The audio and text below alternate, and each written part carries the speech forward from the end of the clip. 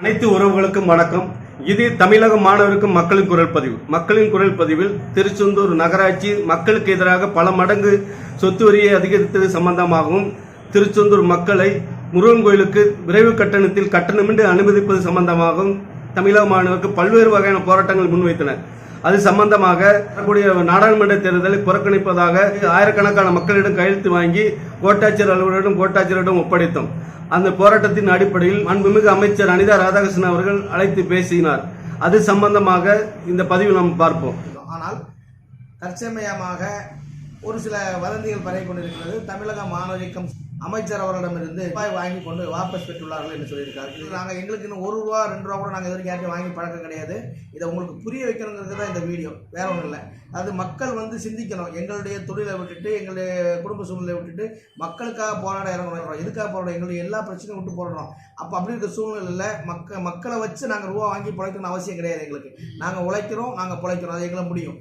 ஒரு வடை, ஒரு டீ, அந்த வடைக்கு ₹10 ₹1 கூட வச்சு நாங்கள் கொடுக்க முடியும் எங்களால். அவ்வளோதான் எங்களுக்கு கிடைச்ச, நீங்கள் போராடினது எங்களுக்கு கிடைச்சது. இதில் வேறு எங்கள் கை காசை போட்டு நோட்டீஸ் அடிக்கிறதுலேருந்து பல்வேறு போர்டு வைக்கிறதுலேருந்து இப்படி பல இது நாங்கள் பண்ணிட்டு இருக்கிறோம். ஆனால் தவறான வதந்திகளை திட்டமிட்டே வேண்டத்தகாத சமூக விரோதிகள் பரப்பிட்டு இருக்காங்க. மக்கள் இதை நம்ப வேண்டாம்.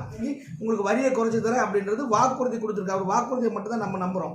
அந்த ஜூன் 5ஆம் தேதிக்கு மேலே அவர் வாக்குறுதி கொடுத்து அவர் நிறைவேற்றலைன்னா, அந்த ஜூன் 5 தேதிக்கு மேலே சட்டப்படி நீதிமன்றத்தில் இப்படி சாகுமுறை உண்ணாவிரதம் இருந்தால் அது குறைப்புக்கு எதிராக போராட்டம் நடத்தி வரியை குறைப்பு நீங்கள் ஒவ்வொரு நான் போராடிட்டு இருக்கிற மக்கள் எல்லாருமே அலைபேசி மூலமாகவும் குறுஞ்செய்திகள் மூலமாகவும் மட்டுமே எங்கள்கிட்ட பேசுறீங்க. ஒரு போராட்டம்னா எத்தனை பேர் வரீங்க சொல்லுங்க மக்களே. அதாவது உங்களுக்காக நாங்கள் போராட்டம், உங்களுடைய சப்போர்ட் எங்களுக்கு பலம் வேணும். அப்போ தான் நாங்கள் இந்த போராட்டம் என்னைக்கே வெற்றி பெற இந்த போராட்டம் உங்கள் ஒத்துழைப்பு முழுசாக இருந்துச்சுன்னா இந்த போராட்டம் என்னைக்கே வெற்றி பெற்றுவோம். இன்னைக்கு நம்ம போராட்டம் வெற்றி தான்.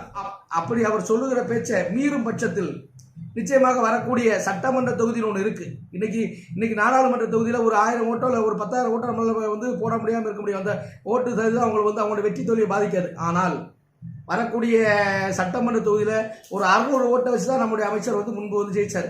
அதே மாதிரி நம்மளால ஒரு 6000 ஓட்டுலேருந்து ஒரு 15,000 20,000 ஓட்டு திருச்செந்தூர் தொகுதியில் நம்மளால பிரிக்க முடியும். அமைச்சருக்கும் அது தெரியும். அவர் மக்கள் பக்கம் நிற்கிறார், நம்ம மக்கள் பக்கம் நிற்கிறார். இந்த ஒரு விஷயத்துக்காக நிற்கிறாருன்ற நம்பிக்கை அடிப்படையில் தான் நாங்கள் இந்த இதை தேர்தல் புறக்கணிப்புங்கிறத ஒத்தி வச்சிருக்கோம். போராட்டங்களை ஒத்தி வச்சிருக்கோம், தற்காலிகமாக ஒத்தி வச்சிருக்கிறோம். யாராவது அப்படி ₹1 வாங்கினீங்கன்னு நிரூபிச்சிங்கன்னால் நாங்கள் இயக்கத்தையே கலைச்சிடுறோம். ஒன்றும் பிரச்சனை, மக்களுக்கான போராட்டத்தை கலைச்சிடுறோம். என்ன நீங்கள் சொன்னால் அதுக்கு நாங்கள் கட்டுப்படுறோம். தான் நம்ம தமிழக மாணவருக்கும் ஒவ்வொரு விஷயத்தையும் மக்களுக்காக முன்வைக்குது. அதை நீங்க புரிஞ்சுக்கணும். எல்லாரும் பெரிய நெருக்கடியான ஒரு சூழ்நிலையில தான் நம்ம வாழ்ந்துட்டு இருக்கிறோம். அதை புரிஞ்சுக்கிட்டு தான் சரி இந்த மக்களுடைய பிரச்சனையை நம்ம அரசுக்கும் அரசு அதிகாரிகளுக்கும் கொண்டு செல்லணும் தான் இவ்வளவு போராட்டத்தை நாங்கள் முன் வச்சுட்டு இருக்கிறோம். இப்போ நம்ம திருச்செந்தூர் முருகன் கோயிலுக்கு உள்ளூர் மக்களை அனுமதிப்பு சம்பந்தமாக நாங்கள் பேசியிருக்கோம். அதுவும் இப்போ மாலை 3 மணி to 6 மணின்னு சொல்லியிருக்கிறாங்க. அதை அதுக்கு பிறகு முழு நேரமாகவும், அதாவது வாரத்தில் 5 நாட்கள் செய்து கொடுப்பதாகவும், இந்த வேலைகள் அதாவது கோயில் வேலைகள் முடிந்த பிறகு வாரத்தில் 7 நாட்களும் திருச்செந்தூர் மக்களுக்கு அனுமதி அளிப்பதாகவும் உறுதி அளித்திருக்காங்க. அது சம்பந்தமாகவும் நாங்கள் இந்த போராட்டத்தை முன் வச்சு தான் நாங்கள் கொண்டு போயிட்டு இருக்கோம். மக்கள் அதை புரிஞ்சுக்கணும். தமிழக மாணவருக்கும் அதை எப்போதுமே முன் வச்சு கொண்டு போயிட்டு இருக்கு. அப்ப மக்களுடைய பிரச்சனையை நாங்கள் கொண்டு போய் சேர்க்கனாலதான் இன்னைக்கு எல்லா கட்சிகளும் அதை முன்னெடுத்து பேசுறாங்க. அதை மக்கள் புரிஞ்சுக்கணும். அப்ப மக்களுடைய பிரச்சனையை நாங்க அரசுக்கு கொண்டு போய் சேர்த்திருக்குங்கிறத மக்கள் புரிஞ்சுக்கிட்டு அதுக்கு முழுமையா ஒத்துழைப்பு கொடுத்தால், ஒன்று சேர்ந்து நம்ம செயல்பட்டா எல்லா பிரச்சனைக்கும் நம்ம தீர்வு ஏற்படுத்த முடியுங்கிறத இந்த இடத்துல நம்ம அழுத்தமா நாங்க பதிவு செய்யறோம்.